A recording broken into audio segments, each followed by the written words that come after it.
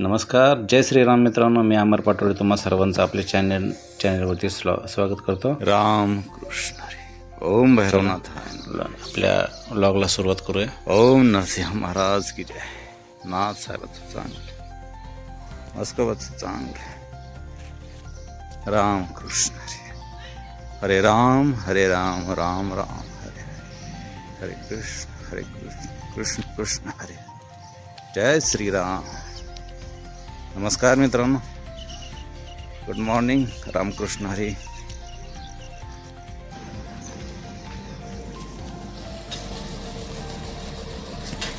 आमच्या गावाकडली गाडी मुरुम स्वारगेट. चला मित्रांनो,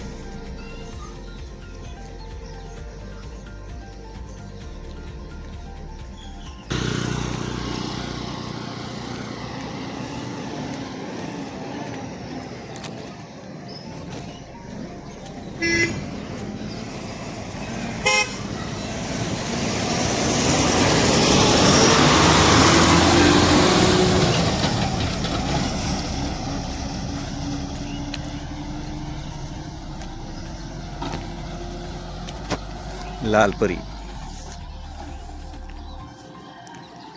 आमचं सोमेश्वर करंजे गाव. या करंजे गावातून सकाळ 6:45च्या दरम्यान ही गाडीने स्वारगेटला जात असते. मस्त गाडी, आरामशीर शॉर्टकटमधून मुर्टी, जोगवडी, जेजुरी, सासवड, हडपसर आणि स्वारगेट.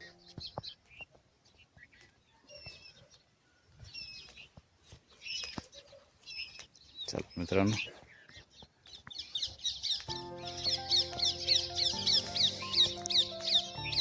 सकाळ सकाळ चालायची एक मजा वेगळीच असते. वेगळी आवाज ऐकू शकताय, किती छान आहे आवाज.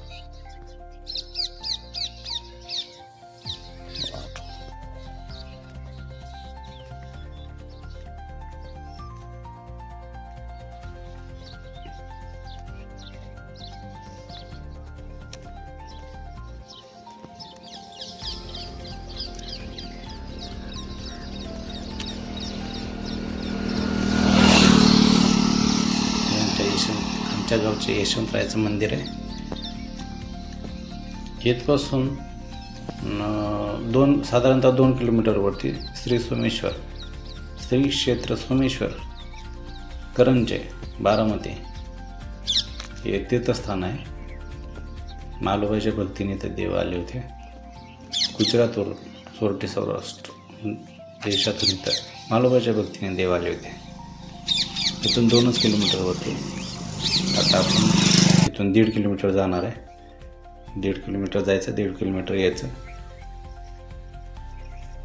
नवीन जास्त आहे मग. त्याच्यानंतर आपण आलो रानात. आपल्या रानामध्ये नाश्ता वगैरे करून आलो. त्यानंतर रानामध्ये थोडंसं भिजवून काढून घ्यायचं आहे. आजच्याला भेंडीची लागवड थोडी कुठं राहिलेली आहे ती करायची. ही भेंडी आहे मित्रांनो. आता ह्या साईडला भेंडीला राहिलेली, ह्या साईडला भेंडी लावायची राहिलेली. इथून इकडं नवीन चारा काढलेला आहे. तुम्ही बघू शकताय तुम्ही. इथं भेंडी लागली, इथं नाही लागली, इथं नाही लागली, इथं नाही लागली, इथं नाही लागली, इथं नाही लागली. आता पाणी तिथं खुरपून घेतलेले. आता पाण्याच्या ह्याच्यावरती भेंडी लावून टाकू आपण.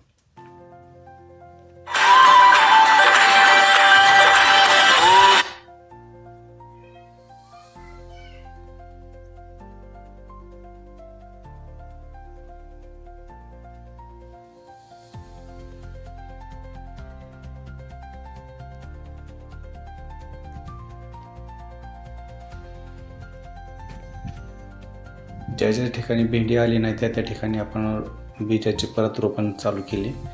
त्यानंतर ते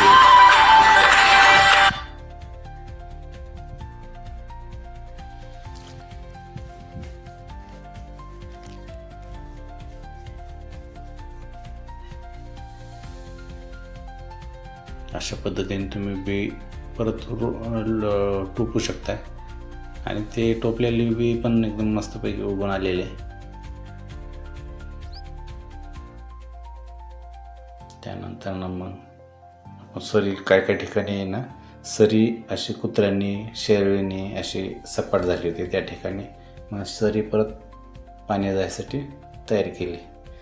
आता त्यानंतर मग आपण आपली विकत आणलेली भेंडीचं बी ते असं कमी पडलेलं आहे. कुठं कुठं नाही आलं त्या त्या ठिकाणी आपण अशा पद्धतीने लावलेली आहे. ह्याच्या आधी आपण एक 5 पांडावरती भेंडी लावली होती.